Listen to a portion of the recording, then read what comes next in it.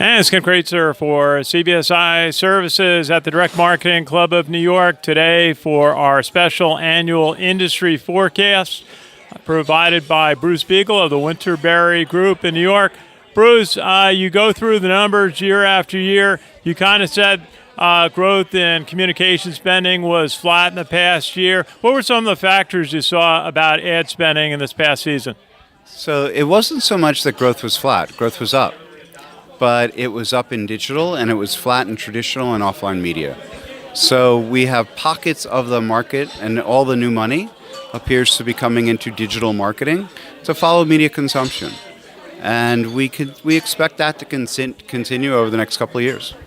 And you talked a little bit about online surpassing 50% now, going towards 60% of communication spend.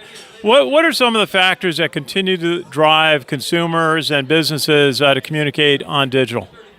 It's consumer behavior, and it's the digital extensions for brands. And if I want to reach the consumer, I'm going to reach them across devices. And when the consumer thinks about how to reach a brand, they are thinking about my phone, my voice, my eyes, and my ears. How do I think about reaching out and interacting with that brand? And the brand has to be sensitive that they're all touch points and they are made easier by digital. We're not there yet, but we're heading there. You mentioned direct mail was up slightly in the second half of last year. Something that's the history of this club, going back to when it was a 100 million club in direct mail. What are some of the factors that are still helping direct mail? We see some people say that it's very good for quality and special situations. I think direct mail, one, if you do your hygiene properly, you don't have fraud. You don't have bots.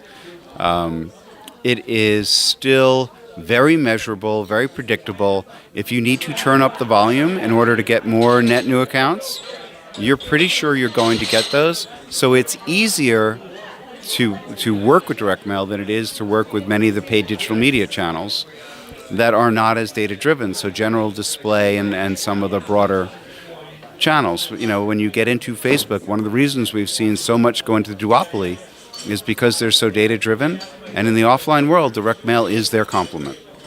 That's an interesting term. You used duopoly regarding Google and Facebook and the amount of activity that they have. Why are they such a big factor? And you said Amazon is making inroads.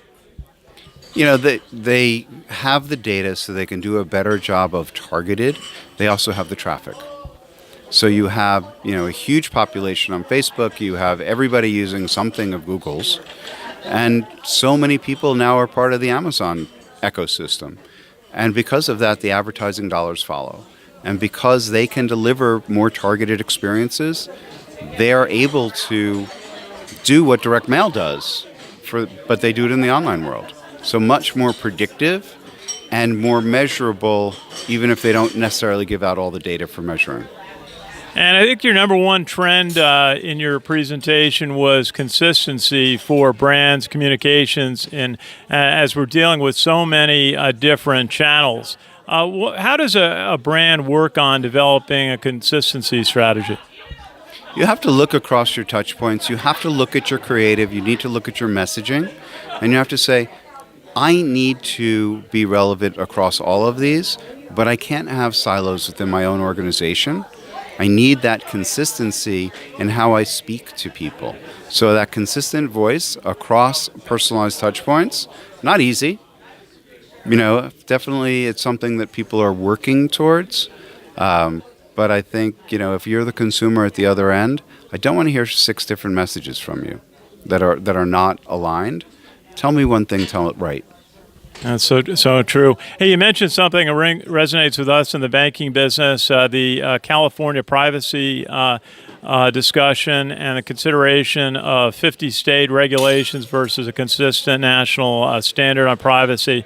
We've heard a lot about the EU's work and regulations. Why is this such a big factor across the digital marketing industry? If you are trying to design your targeted marketing for 50 individual states, it is incredibly hard. Some states are big, some You'll just say, look, I have to adhere to a standard. I'm going to adhere to California's standard, and then I'll manage my business that way. The advantage Europe has is they have GDPR. So there is now a consistent standard. Love it or not love it, at least you can plan for it. And when you have 50 different ones and you're not sure what's going to happen as you go market to market, and you never built your marketing or your data to market at the state level, this is highly complex. And when all of a sudden the fines are dangerous enough to put you out of business, this is an issue. Bruce, final question just on your forecast for 2019 was optimistic, but you mentioned a lot of dependencies that could cloud the year, certainly this government shutdown. And what are some of the factors? But why are you optimistic, but what are some of those key factors? I'm optimistic that Washington will not continue to make life difficult for the marketers and the brands and the consumers, that they will come to their senses and we will get some resolution around trade and tariffs and a shutdown. Good, bad, or indifferent, the markets don't like uncertainty. It's very hard to plan. So give us some certainty and we'll figure it out. Give us uncertainty and we'll sit down on the sidelines.